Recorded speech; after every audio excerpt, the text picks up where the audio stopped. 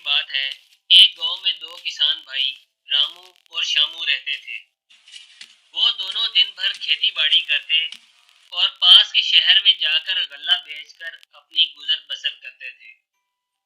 रामू बड़ा होने के साथ साथ निहायत रहमदिल भी था। वो अपने छोटे भाई का बहुत ख्याल रखता था, हमेशा अपने छोटे भाई की जरूरतें पूरी करता और उसके पसंद की हर चीज उसको खरीद कर देता था। जबकि शामू बहुत ही लापरवाह और चालाक था। उसने कभी अपने भाई के बारे में नहीं सोचा था। कभी कभी तो वो काम ना करने के अजीब अजीब बहाने तलाश करता था। उसके बाद सारा काम रामू को अकेले ही करना पड़ता, लेकिन रामू फिर भी बहुत खुश था। एक दिन की बात है, शामू मट्टी खोद रहा था कि उसे एक संदूक मिला।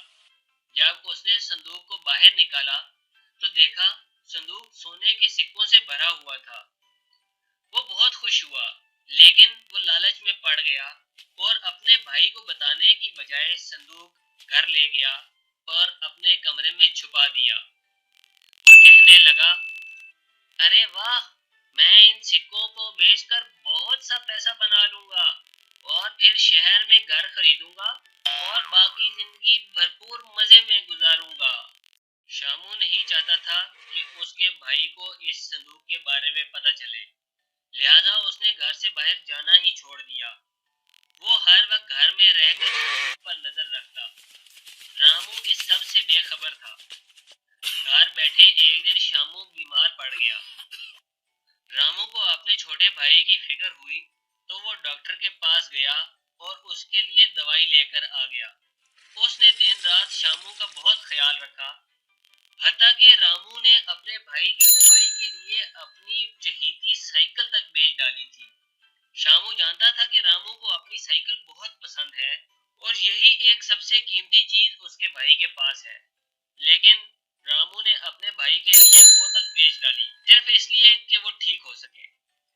शामू नदामत से रोने लगा, अपने किए पर पछताया और अपने भाई के कदमों में गिरकर रोने लगा।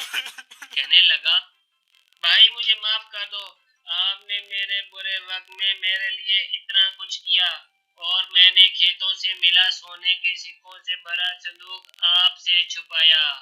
मुझे माफ कर दो, मैं लालच में पड़ गया था, लेकिन अब मुझे अपनी गलती का एहसास हो गया है। भाई मुझे माफ कर दो।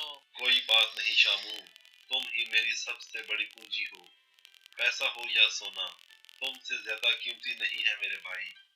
तुम्हें अपनी गलती का एहसास हो गया है, मेरे लिए यही काफी है। मुझे तुमसे कोई शिकवा नहीं। शामू बहुत खुश था कि उसे माफी मिल गई है। उसके बाद से शामू हमेशा हर काम में अपने भाई रामू का हाथ बटाता। दोनों भाई हंसी खुशी जिंदगी गुजारने लगे। सच कहते हैं, लालच बुरी बला है। बड़ा ही आलसी किसान रहता था। उसके पास बहुत सारी जमीनें थीं, परंतु वह उन पर काम नहीं करता था। उसे अपनी कठिनाइयों को देखते ही उसका आलस बढ़ जाती थी और वह आराम की जिंदगी जीना चाहता था। एक दिन उसकी जमीन पर एक गरीब लड़का आया और किसान से काम करने के लिए आग्रह किया। किसान ने लड़के की मदद से एक खेती शुरू की, परंतु उसने बहुत ही आलसी तरीके से काम किया। वह चाहता था कि सब कुछ खुद ही हो जाए और उसे कोई मेहनत नहीं करनी पड़े। खेती का परिणाम आया और उसे ज्यादा फसल नहीं मिली। उसने लड़के से दुखी होकर पूछा, तूने इतनी मेहनत क्यों नहीं की? अगर तू थोड़ा और मेहनत करता तो फसल ज्यादा हो सकती थी। लड़का ने मुस्कुराते हुए कहा, आपकी जमीनें मुझे मेहनत करना सिखा रही हैं। यह दिखा रही है कि सफलता उन्हीं को मिलती है जो मेहनत करते हैं। किसान को अपनी गलती का एहसास हुआ और उसने लड़के से माफी मांगी। उसने वादा किया कि वह अब से पहले से काम की मेहनत करेगा और अपनी जमीनों को सुखी और फलदायी बनाएगा। किसान और लड़का खुशी से भर गया और दिन रात मेहनत करते हुए खेती में लग गया। वह बड़ी चिंता और समर्पण के साथ काम करता था।